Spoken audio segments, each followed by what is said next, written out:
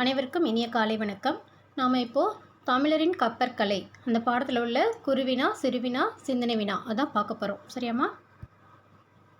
குருவினா பாருங்கள். ஃபஸ்ட்டு, தோணி என்னும் சொல்லின் பெயர் காரணத்தை கூறுக. எடை குறைந்த பெரிய மரங்களின் உட்பகுதியை குடைந்து எடுத்துவிட்டு தோணியாக பயன்படுத்தினர். உட்பகுதி தோண்டப்பட்டவை என்பதால் அவைகள் தோணிகள் எனப்பட்டன.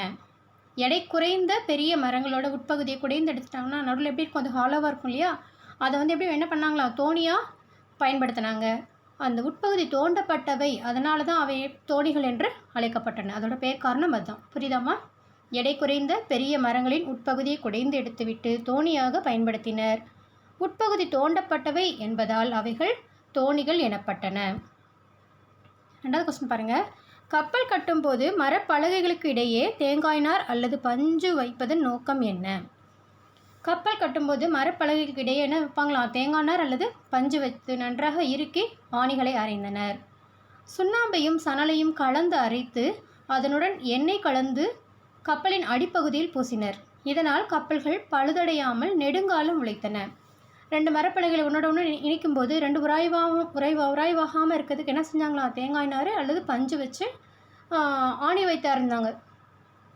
கப்பல் தண்ணிக்குள்ளே இருக்கும் இல்லையா, அதனால் இரும்பு ஆணிகள்லாம் பயன்படுத்தினோன்னா துருப்பிடிச்சிரும் சொல்லிட்டு நம்ம மர ஆணிகள், தொகுதிகள் அதுக்கு பேர் உண்டு.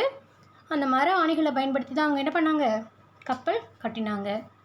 அந்த கப்பலோட அடிப்பகுதியில் எல்லாம் என்ன பண்ணாங்கன்னா சுண்ணாம்பையும் சணலையும் கலந்து அரைத்து அது கூட எண்ணெய் கலந்து பூசினாங்களாம். அப்போ அது அந்த தண்ணியில் இருந்தாலும் என்ன ஆகும், அது பழுதடையாமல் நீண்ட காலம் உழைத்தது. சரியாம்மா? அடுத்து, கப்பல் உறுப்புகள் சிலவற்றின் பெயர்களை கூறுக. கப்பல் பல்வேறு வகையான உறுப்புகளை உடையது. எறா, பருமல், வங்கு, கூம்பு, பாய்மரம், சுக்கான், நங்கூரம் போன்றவை கப்பலின் உறுப்புகளுள் சிலவாகும். சரியா? அதோட என்னென்ன பேருக்கு பாரு. எறானா அடிமரம், பருமல்னா குறுக்கு மரம், வங்கு, கூம்பு, பாய்மரம், சுக்கான் அது திசை திருப்பதுக்கு உதவக்கூடிய சுக்கான், நங்கூரம் ஒரு இடத்துல நிலை நிறுத்துறதுக்காக பயன்படும். இதெல்லாம் முக்கியமான உறுப்புகள். சரியா? அடுத்து பாரு, சிறுவினா பார்க்கலாம். சிறிய நீர்நிலைகளையும் கடல்களையும் கடக்க தமிழர்கள் பயன்படுத்திய ஊர்திகளின் பெயர்களை எழுது. தமிழர்கள் தோணி, ஓடம், படகு, புனை, மிதவை, தெப்பம் போன்றவற்றை சிறிய நீர்நிலைகளை கடக்க பயன்படுத்தினர். சின்ன சின்ன ஒரு நாட்டுக்குள்ளேயே ஒரு இடத்துக்கு இன்னொரு இடத்துக்கு நீர்நிலையை கடக்க போகிறதுக்கு இதெல்லாம் அவங்க பயன்படுத்தினாங்க. அதுவே ஒரு நாடு விட்டு நாடு போகிறதுக்கு களம், வங்கம், நாவாய் முதலியவை அளவில் பெரியவை, இவற்றை கொண்டு கடலை கடந்தனர். சரியா? தோணி, ஓடம், படகு, புனை, மிதவை, தெப்பம் இதெல்லாம் சிறிய நீர்நிலை கடக்கிறதுக்கும், களம், வங்கம், நாவாய் முதலியவை கடல் கடந்து செல்வதற்கும் பயன்படுத்தினாங்க. பண்டை தமிழரின் கப்பல் செலுத்தும் முறை பற்றி எழுதுக. அடுத்த கொஸ்டின். பண்டை தமிழர்கள் கடல் காற்று வீசும் திசை, கடல் காற்று எந்த பக்கம்லாம் வீசுதோ அதை அறிவாங்க. திசை காட்டும் கருவியை பயன்படுத்தியும், நீரோட்டங்களின் திசை, நீர் எந்த பக்கமாக வேகமாக ஓடுதல் அதையும் பார்ப்பாங்க. வானில் தோன்றும் விண்மீன்களின் நிலையை வைத்தும், கோள்களின் நிலையை வைத்தும், புயல் மழை அறிந்தும், கடல் நீர் பொங்குவதைக் கண்டும் கப்பலை சிறப்பாக தகுந்த வழியில் செலுத்தி தங்கள் பயணத்தை தொடர்ந்தனர். இதெல்லாம் அவங்க என்ன பண்ணாங்களாம்? தெரிஞ்சு வச்சுருந்தாங்க இல்லையா? கடல் காற்று வீசும் திசை காட்டும் கருவியை பயன்படுத்தினாங்க. நீரோட்டத்தோட திசை, எந்த பக்கம் நீர் போகுதுன்னு அந்த நீரோட்டங்களின் திசை பார்த்தாங்க. வானில் தோன்றும் விண்மீன்களின் நிலை வைத்தும், கோள்களின் நிலை வைத்தும், புயல் மழை அறிந்தும், கடல் நீர் பொங்குவதைக் கண்டும் கப்பலை சிறப்பாக தகுந்த வழியில் செலுத்தி தங்கள் பயணத்தை தொடர்ந்தனர். இப்போ தான் நமக்கு என்ன இருக்குது? லைட் ஹவுஸ் இருக்குது. அப்புறமா இந்த வானியல் ஆராய்ச்சிகள்லாம் சொல்கிறாங்களே, அப்போ சென்னை வானிலை நிலையம்லாம் சொல்லுது இல்லையா, நம்ம இந்த இவ்வளோ கடற்காற்று இவ்வளோ கிலோமீட்டர் வேகத்தில் வீசும், மீனவர்கள்லாம் கடலுக்குள்ளே போக வேண்டாம் அப்படிலாம் சொல்கிறாங்க இல்லையா. அதெல்லாம் அந்த காலத்தில் கிடையாது. அவங்களா என்ன பண்ணாங்க? விண்மீன்கள் நிலை, கோள்களோட நிலையெல்லாம் தெரிஞ்சு வச்சுட்டு அந்த நீரோட்டத்தும் கடல் காற்று வீசுகிற திசையும் வச்சு தான் கப்பலில் அவங்க செலுத்தி போனாங்க. சரியாம்மா? இப்போ மாதிரிலாம் முந்தைய எந்த டெக்னாலஜியும் இல்லை இல்லையா. அடுத்து, கப்பல் பாதுகாப்பானதாக அமைய தமிழர்கள் கையாண்ட வழிமுறைகள் யாவை? கப்பல் பாதுகாப்பானதாக அமைய தமிழர்கள் கையாண்ட வழிமுறைகள் யாவை? இது கவனிங்க. இந்த பிடிஎஃப் உங்களுக்கு நான் அனுப்புவேன், நீங்கள் அதை பார்த்து எழுதிக்கலாம், ஜூம் பண்ணி எழுதிக்கலாம். இப்போ நான் சொல்கிறத கவனிச்சுக்கோங்க, சரியா? கப்பல் கட்டுவதற்கு உரிய மரங்களை தேர்ந்தெடுப்பதில் அதிக கவனம் செலுத்தினர். கப்பல் கட்டுறதுக்கு என்ன மரங்களை தேர்ந்தெடுத்தாங்க?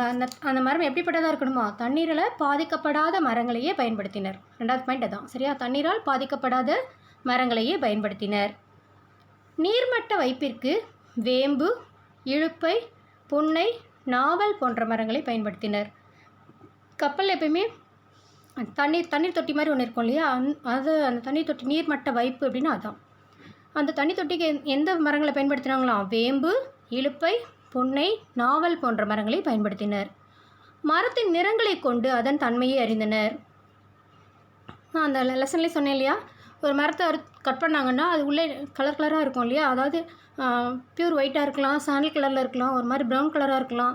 நம்ம ஸ்கூல்லலாம் இப்போ நீங்கள் உட்கார டேபிள் சேர்லாம் எப்படி இருக்குது பாருங்கள். மிஸ்ஸோட டேபிள் ஒரு கலரில் இருக்கும், சேர் ஒரு கலரில் இருக்கும். உங்களுடைய ஸ்டூடெண்ட்ஸ் சேர், பெஞ்சு, டெஸ்க்லாம் ஒரு கலரில் இருக்கும். நம்ம வீட்டில் டைனிங் டேபிள் ஒரு கலரில் இருக்கும் இல்லையா?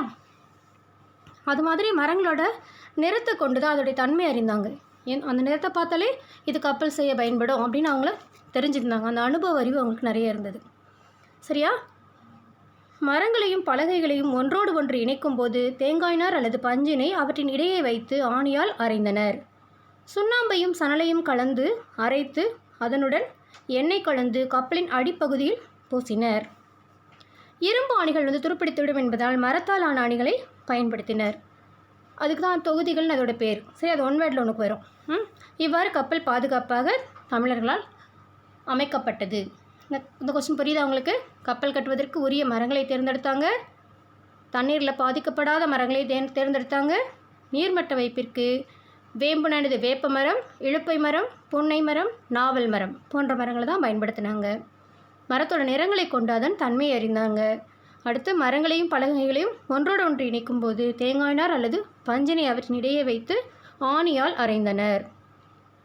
அதுக்கு எந்த ஆணியை பயன்படுத்தினாங்க? மர ஆணிகளை பயன்படுத்தினாங்க. சுண்ணாம்பையும் சணலையும் கலந்து அரைத்து அதனுடன் எண்ணெய் கலந்து கப்பலின் அடிப்பகுதியில் பூசினர். இரும்பு ஆணிகளை துருப்பிடித்துடுறதுனால தான் என்ன செஞ்சாங்க? மரத்தால் ஆன ஆணிகளை தான் பயன்படுத்தினாங்க, சரியா? இவ்வாறு கப்பல் பாதுகாப்பானதாக தமிழர்களால் அமைக்கப்பட்டது, சரியா? அடுத்து பாரு, சிந்தனை வினா. இக்காலத்தில் மக்கள் வெளிநாடுகளுக்கு செல்வதற்கு கடற்பயணத்தை பெரிதும் மேற்கொள்ளாதது ஏன் என சிந்தித்து எழுது. ஃபர்ஸ்ட் பாயிண்ட் பாரு, கடற்பயணம் நீண்ட நாள் பயணமாகும். குறிப்பிட்ட காலத்துக்குள்ளே நம்ம பயணம் முடிவடையாது. கடலில் ஏற்படக்கூடிய திடீர் மாற்றங்கள் மக்களை பெரிதும் அச்சமடைய செய்யும். அதுபோல் பருவநிலை மாற்றங்களின் காரணமாக பயணத்தில் காலதாமதங்கள் ஏற்பட வாய்ப்புள்ளது. கடல்வாழ் விலங்குகளால் ஆபத்து நேரிடும் வாய்ப்பும் இருக்குது. அதனால் தான் எனவே இக்காலத்தில் மக்கள் கடற்பயணத்தை மேற்கொள்ள தயங்குகின்றனர். புரியுதா? கடற்பயணம் ஒரு நீண்ட நாள் பயணமாக இருக்கும். குறிப்பிட்ட காலத்துக்குள்ளே நம்ம பயணம் முடிவடையாது. கடலில் ஏற்படக்கூடிய திடீர் மாற்றங்கள், கடற்கரையிலலாம் எரிமலை இருக்குது, பாறைகள் அந்த எதுலையாவது போய் சிக்கிருச்சுன்னா அதை எடுத்து வெளியே வர்றதுக்கே கொஞ்சம் டைம் எடுக்கும் இல்லையா? அதனால் நம்ம குறிப்பிட்ட டயத்துக்குள்ளே நம்மளோட பயணம் முடிவடையாது. அதனால் மக்கள் என்ன செஞ்சாங்க? அச்சமடைந்தாங்க. பருவநிலை மாற்றம், திடீர்னு மழை பெய்யும், திடீர்னு வெயில் அடிக்கும், அந்த மாதிரி பருவநிலை மாற்றங்களாலேயும் காலதாமதங்கள் ஏற்படும். கடல்வாழ் விலங்குகள், சுறா போன்ற திமிங்கலம், சுறா போன்ற மீன்களால் ஆபத்து வரும் இல்லையா? அதனால் என்ன பண்ணாங்க? மக்கள் கொஞ்சம் பயப்படுறாங்க, கடல் பயணத்தை தவிர்த்துடுறாங்க, கடல் பயணம் மேற்கொள்ள தயங்குகின்றனர். சரியாம்மா? புரிஞ்சுதா? உங்களுக்கு ஏதாவது டவுட்னா நீங்கள் என்ன கேட்கலாம். ஓகே, நன்றி.